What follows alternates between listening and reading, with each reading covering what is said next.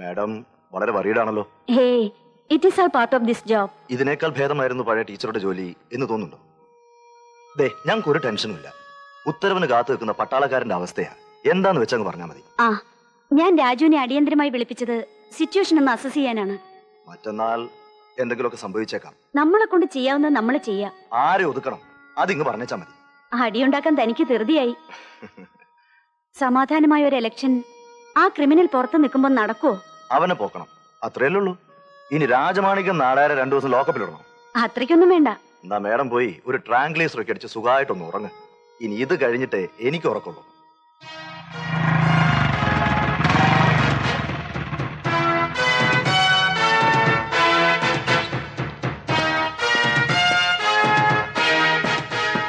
എവിടാ അവൻ? അബ്ബാസ് അറിയില്ല. അറിയില്ലടാ റാസ്കൽ. സത്യം 2 ദിവസമായി അബ്ബാസ് ഭായ് പോയിട്ട്. നീ അവന്റെ ആരാ? എന്റെ ഭാര്യ. ഭായ് നിന്നെ തൂക്കിയെടുത്ത് അകത്തിട്ടാ മതി. അവനങ്ങ് സ്റ്റേഷനിൽ വരും. അത് അറിയാൻ മേലാഞ്ഞിട്ടല്ല, പക്ഷേ അതൊരു ആണത്തും ഇല്ലാത്ത പരിപാടിയാ. ഞാന് അവനെ നേരിട്ട് കണ്ടോളാം.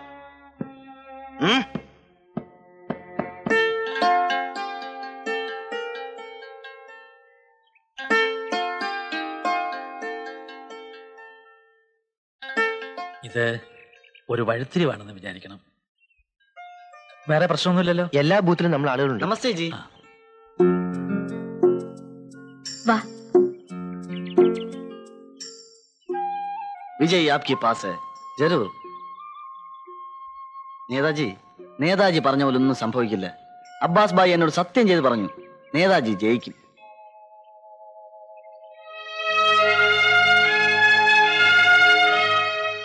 പോട്ടെ ജഗ്ഗു. നമസ്തേ ജി. നമസ്തേ. നാളെ അല്ലെങ്കിൽ മറ്റന്നാൾ ഞാനിവിടം വിടും. പാർവതിജി MLA എന്ന് കണ്ട് സന്തോഷത്തോടെ. ഒരുപക്ഷെ ഇനി ഒരിക്കലും ഇങ്ങോട്ട്. അങ്ങനെ പറയരുത്. നിനക്ക് എപ്പോഴും ഇങ്ങോട്ട് വരണം. ഈ സ്നേഹം ഞാൻ ഒരിക്കലും മറക്കില്ല.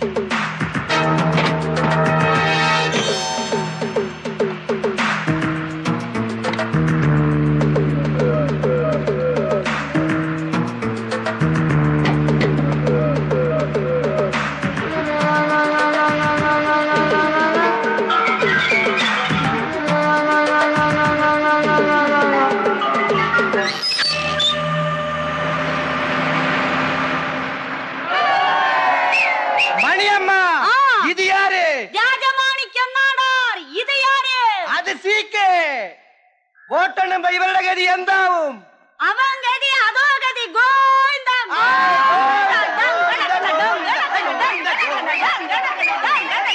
ഇല്ല സർ, ഐ എം ഷുവർ എന്തോ അട്ടിമറി നടന്നിട്ടുണ്ട്. ബാലറ്റ് പേപ്പർ തന്നെ വ്യാജമാണോന്ന് സംശയമുണ്ട്. ഇതൊന്നും അനുവദിച്ചു കൊടുക്കരുത് സർ. സാർ ഇപ്പൊ തന്നെ കമ്മീഷണറുമായി ബന്ധപ്പെട്ട് കാര്യങ്ങൾ ധരിപ്പിക്കണം പ്ലീസ്. ആ മീനാക്ഷിപുരം നിയോജക മണ്ഡലത്തിൽ 12 ബൂത്തുകൾ എണ്ണിക്കഴിഞ്ഞപ്പോൾ എതിർ സ്ഥാനാർത്ഥി കുമാരി പാർവതി പണിക്കരേക്കാൾ 15,000-ൽ പരം വോട്ടുകൾക്ക് മുന്നിലാണ് ശ്രീ CK രാധാകൃഷ്ണൻ. ഇതിലേതാണ്ട് ചതിയുണ്ടെന്ന് തോന്നുന്നല്ലോ.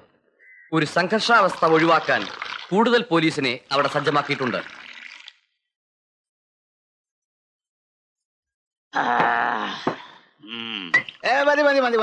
குடிங்க சந்தோஷமா குடிங்க. அதான் மினிஸ்டர் சார் கன்ஃபார்ம் ஆயிருச்சே. അളിയാ തന്നെ ഞാൻ സമ്മതിച്ചിരിക്കുന്നു. ഇവിടെ ഇനി ഇതുപോലെ ഒരുപാട് ആവശ്യങ്ങൾ വരും. അന്നൊന്നും ഞങ്ങളെ തഴഞ്ഞുകളയല്ലേ. இந்தா, ஒரு மினிஸ்டர் மாதிரியா நீ நடந்துக்கிற? சும்மா உட்காரியா, மூடிட்டு உட்காரியா.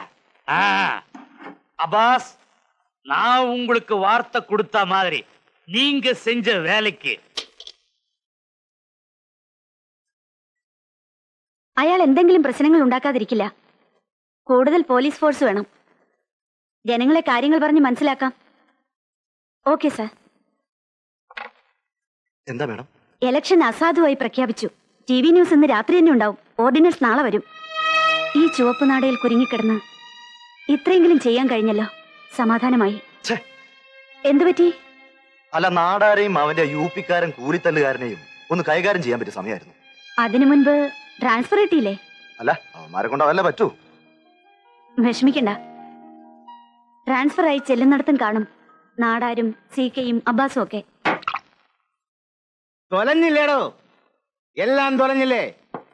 മന്ത്രി കസാരയും പത്രാസും ഒക്കെ ഇനി വിരലിലെണ്ണാവുന്ന ദിവസത്തേക്കേ ഉള്ളൂ.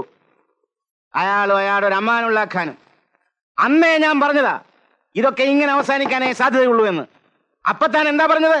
CM പക്കമുണ്ടെന്ന്. എന്ത് പ്രയോജനമാണോ ഇതുകൊണ്ടൊക്കെ ഉണ്ടായത്? சீக்கே கவலைப்படாத, நம்ம டிஸ்லரி இருக்கு, நீ டைரக்டர் ஆயிடு. ഓടോ. അവനോ എന്റെ അമ്മയുടെ ഡിസ്റ്റിലറി അനുവദിച്ച് ഞാനാണെങ്കിൽ അതിന്റെ ലൈസൻസ് ക്യാൻസൽ ചെയ്യാനും എനിക്കാവും. തന്നെ പോലുള്ള കുത്തക താല്പര്യങ്ങളുടെ അധോലോക രാജാക്കന്മാരും അവരുടെ താളത്തിനൊത്ത് തുള്ളുന്ന ഇന്നാട്ടിലെ രാഷ്ട്രീയ പേക്കോലങ്ങളുമാണ് ഈ രാജ്യത്തെ ഇങ്ങനെയാക്കിയതെന്ന് എനിക്കറിയാഞ്ഞിട്ടല്ല. ഞാൻ അടക്കമുള്ള ഇവിടുത്തെ സമസ്ത രാഷ്ട്രീയ നേതൃത്വത്തെയും ചുമരുചാരി നിർത്തി വെടിവെച്ച് കൊല്ലേണ്ട കാലം കഴിഞ്ഞുവെന്ന് ഇന്നാട്ടിലെ പാവപ്പെട്ട ഗ്രാമവാസികൾ വരെ മനസ്സിലാക്കി കഴിഞ്ഞു. ലജ്ജ തോന്നുന്നുണ്ടോ? എനിക്ക് ലജ്ജ തോന്നുന്നു. പറയും, ഞാൻ എല്ലാം പറയും. പത്രസമ്മേളനം വിളിച്ചുകൂട്ടി പറയും. നീയും നിന്റെ മുഖ്യമന്ത്രി എല്ലാരും തൂങ്ങും. നോക്കിക്കോ.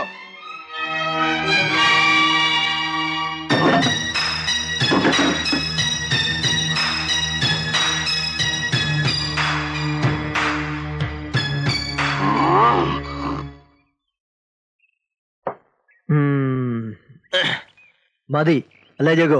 അതെ, അബ്ബാസ് ഭായ് ഇങ്ങനെ കുടിക്കാറില്ലല്ലോ. കുടിക്കുന്ന കാര്യം അല്ലടാ പറഞ്ഞത്. നാളെ നമ്മൾ ഇവിടം വിട്ടു പോകുന്നു. തിരിച്ചു പോകുന്നത് നമ്മുടെ പഴയ താവളത്തിലേക്കല്ല. കുറെ യാത്ര ചെയ്യണം. കുറെ കാലം എല്ലാം വിട്ട് എവിടെയെങ്കിലും സമാധാനമായി കൂടണം. അതിനു മുമ്പ് എന്റെ മെയിൻ സാബിനോട് പറഞ്ഞേര്, ഒന്നും അറിഞ്ഞുകൊണ്ടല്ല, ചെയ്തു പോയതിനൊക്കെ അബ്ബാസ് ഭായ് എന്തെങ്കിലും പ്രായച്ചിത്തം ചെയ്തോളാന്ന്. ചെല്ലേ ജാവോ യാർ. ചലോ. ചൽ.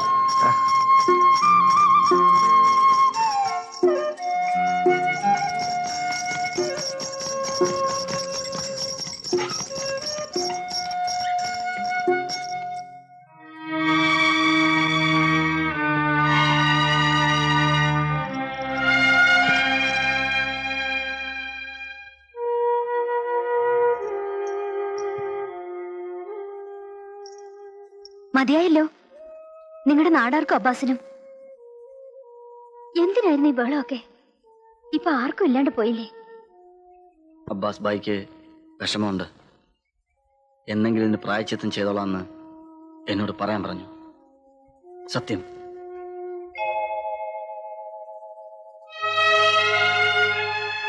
തെമ്മാടികളുടെ മനസ്സിലും നന്മയുണ്ടാവുമെന്ന് മുത്തശ്ശൻ പറഞ്ഞു കേട്ടിട്ടുണ്ട്.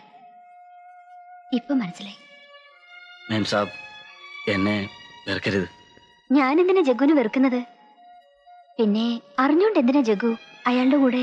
ഞാൻ അബ്ബാസ് ഭായിയെ വിട്ട് എവിടെയും പോവില്ല, അയാൾ ആരായാലും. ഞാൻ പോണു.